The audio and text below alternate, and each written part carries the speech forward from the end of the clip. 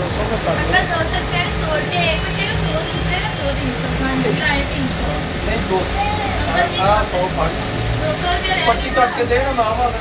बच्चे हैं तो भाई खाती पापा के पास आके बैठ जाती है तीजी तो आस्ता आस्ता काम आ गया। और फोटोशॉप का सारा काम आता है। पुरानी तस्वीर हो वो भी बन जाती है, ब्लैक एंड व्हाइट तस्वीर हो वो भी कलरफुल हो जाती है। मोबाइल से प्रिंट निकल जाता है, मग बना लेते हैं, वॉच पर लग जाती है, क्लॉक पर लग जाती है, लैंप पर लग जाती है। इससे पहले मेरी 2 बड़ी सिस्टर्स होती थी तो अब वो बड़ी हो गई हैं, इस वजह से अब वो नहीं बैठती, मैं और मेरी से छोटी सिस्टर बैठती। आप इस शॉप पे बैठी हुई हो, आपका क्या दिल करता है ये शॉप कैसी होनी चाहिए? इस शॉप पर पैलिंग होनी चाहिए, सीलिंग होनी चाहिए और यहाँ पर एक एसी लगा होना चाहिए और हमारे पास एक अच्छा कैमरा होना चाहिए। अस्सलाम वालेकुम, आप देख रहे हैं लीडर टीवी और मैं हूं एनी फैसल। और आज मैं एक ऐसी प्यारी सी बच्ची के साथ मौजूद हूं जिसकी उम्र 12 साल है लेकिन कारनामे बहुत बड़े बड़े हैं।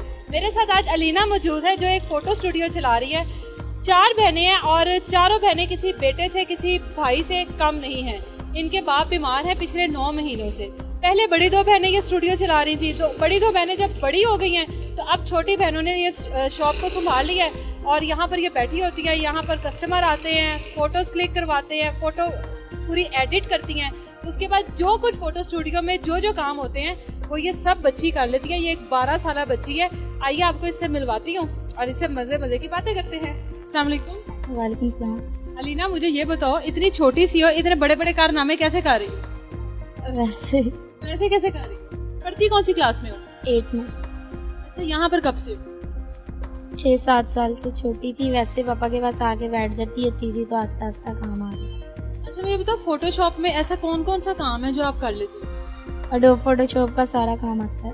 पुरानी तस्वीर हो वो भी बन जाती है, अगर कोई ब्लैक एंड व्हाइट तस्वीर हो वो भी कलरफुल हो जाती है। मोबाइल से प्रिंट निकल जाता है, मग बना लेते हैं, वॉच पर लग जाती है और क्लॉक पर लग जाती है, लैंप पर लग जाती है, हर चीज़ पर लग जाती है। ये सारे काम आप कर लेती हो? जी, बना लेती हूँ। यहाँ पर शॉप पर आप अकेली बैठी होती हो, कभी कोई मसला नहीं हुआ? नहीं कभी। ये अमूमन लड़कियां ये काम करती नहीं है ना, ये काम ज्यादातर हम लोगों ने लड़कों को ही देखा है, मर्दों को करते हुए देखा है। 6 साल की उम्र से आप यहाँ पर बैठी हुई हो, आज आप 12 साल की हो, कभी कोई मुश्किल नहीं है? नहीं कभी भी। कभी कोई खौफ नहीं महसूस हुआ? नहीं। किस तरह के लोग ज्यादा आते हैं यहाँ पर? अच्छे आते हैं ज़्यादातर, वैसे हमारा काम लेडीज़ का भी होता है, जेंट्स का भी होता है। अच्छा, तो कभी किसी ने तंग तो नहीं किया? नहीं, कभी किसी से फजूल बात ही नहीं की। आपका भाई नहीं है कोई? नहीं, हम 4 बहनें हैं। आपसे पहले यहाँ पर कौन होता है? मुझसे पहले मेरी 2 बड़ी सिस्टर्स होती थी तो अब वो बड़ी हो गई हैं, इस वजह से अब वो नहीं बैठती, मैं और मेरी से छोटी सिस्टर बैठती। आप इस शॉप पे बैठी हुई हो, आपका क्या दिल करता है ये शॉप कैसी होनी चाहिए?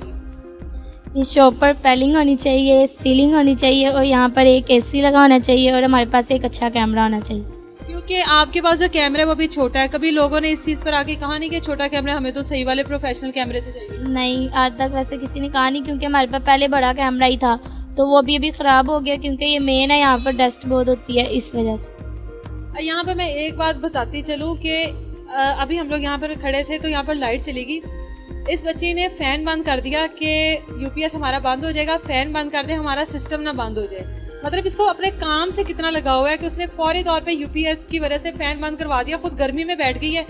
सिस्टम चलते रहना चाहिए। आपकी क्या ख्वाहिश है यहाँ पर और मजीद क्या क्या चीजें होनी चाहिए? मैं तो इसे यही कहती हूँ क्योंकि अब तो ये पूरी ट्रेन हो गई है, तो जैसे मैं अपनी बहन को यही समझाती हूँ, मैं कहती हूँ कि तुम और इस काम को आगे बढ़ाओ ताकि तुम कल को बड़ी प्रोफेशनल फोटोग्राफर बनो। अपनी आईडी बनाओ, इंस्टाग्राम आईडी बनाओ, फेसबुक चैनल, ट्विटर वगैरह सब पे तुम फेम हासिल करो ताकि तुम्हें पता चले कि लोगों को भी पता चले कि छोटी छोटी बच्चियों आगे बड़े होकर क्या कर सकते। ये बताओ कि भाई की कमी कभी महसूस नहीं, क्योंकि हम 4 बहनों में इतना प्यार है कि हम लोगों ने कभी भाई की ख्वाहिश की नहीं। हमारे कजन वगैरह भी, लेकिन अपना भाई अपना ही होता है, लेकिन वो भी बहुत प्यार करते हैं, ये नहीं कि वो नहीं करते, लेकिन हम बहनों में इतना प्यार है क्योंकि हमें कभी भाइयों की कमी महसूस हुई नहीं। अगर कोई पापा से ये भी पूछ लेता है कि आपकी कितनी बेटी हैं, क्या है, कभी आपको बेटे की कमी महसूस ही नहीं ना कभी हमें पापा ने भाई की कमी महसूस होने दी और ना कभी हमने अपने पापा को बेटों की कमी महसूस होने दी। अनिला, मुझे ये बताओ कि ये काम क्यों शुरू किया? सबसे पहले जो थी, मैं फर्स्ट क्लास में पढ़ती थी तो मेरे पापा थे वो बैठते थे शॉप पे, तो पापा अकेले होते थे, साथ कोई आदमी होते थे, आदमी वगैरह जो होते थे वो इतना इंटरेस्ट नहीं लेते थे काम के, यानी कि काम को आगे नहीं बढ़ाते थे।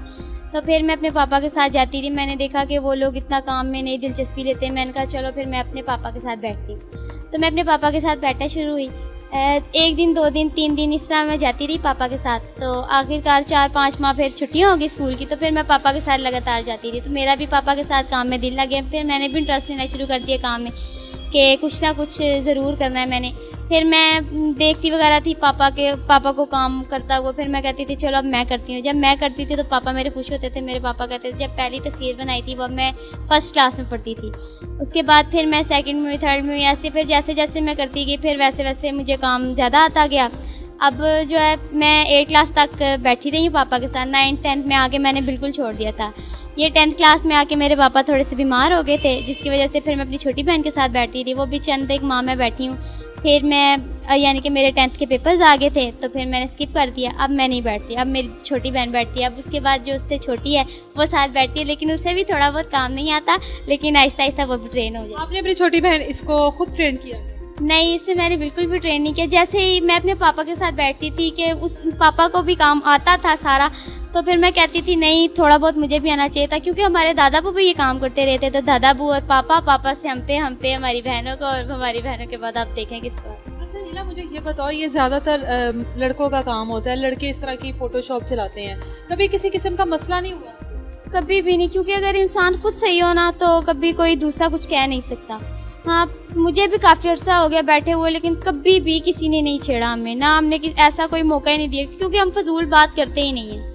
फीचर्स वगैरह आप लोग खुद क्लिक करते हो अगर कोई आ जाता तो? जी बिल्कुल, मैं अगर अकेली वो बैठी हो तो वो भी कर लेती है, क्योंकि घबराने की कोई बात ही नहीं है ऐसी कोई। पापा अगर ना हो कोई मसला नहीं है। सुबह स्कूल जाती है ये, स्कूल के बाद आके शॉप पे बैठती है, जैसे मैं करती थी वैसे ये पापा की हेल्प करती है। अब इसके बाद मेरी सबसे छोटी बहन करती है। अब पापा की गैर मौजूदगी में ये दोनों बहनें इस शॉप पर बैठी होती हैं, कभी परेशानी नहीं हुई कि दोनों बच्चियां अकेली बैठी हुई हैं, कोई मसला ना हो? नहीं, कभी भी ऐसी बात हुई नहीं है, क्योंकि मैं भी बैठती होती थी और मैं अकेली ही बैठती थी। और उसके बाद ये साल एक बाद आके मेरे पास बैठी, क्योंकि अब ये छोटी थी ना, तो फिर ये मेरे पास आके बैठी। तो ये पिक्चर वगैरह काटती थी थोड़ा, क्योंकि अब काम बहुत ज़्यादा होता था। तो फिर मैं एक साइड से काट रही होती थी, एक साइड से पर्ची बना रही होती थी, एक साइड से तस्वीर बना रही होती थी। तो ऐसे काम का बर्डन मुझ पर ज़्यादा होता था। तो फिर ये आती थी तो ये मेरे साथ हेल्प करवाती थी। जब इसने देखा कि आप ही को काम आ गया मैं भी करूँ, तो फिर ये करती थी। और अब ये ट्रेन है जी। तो ये हमारे साथ मौजूद थी अनीला और अलीना, बहुत ही बहादुर बच्चियाँ।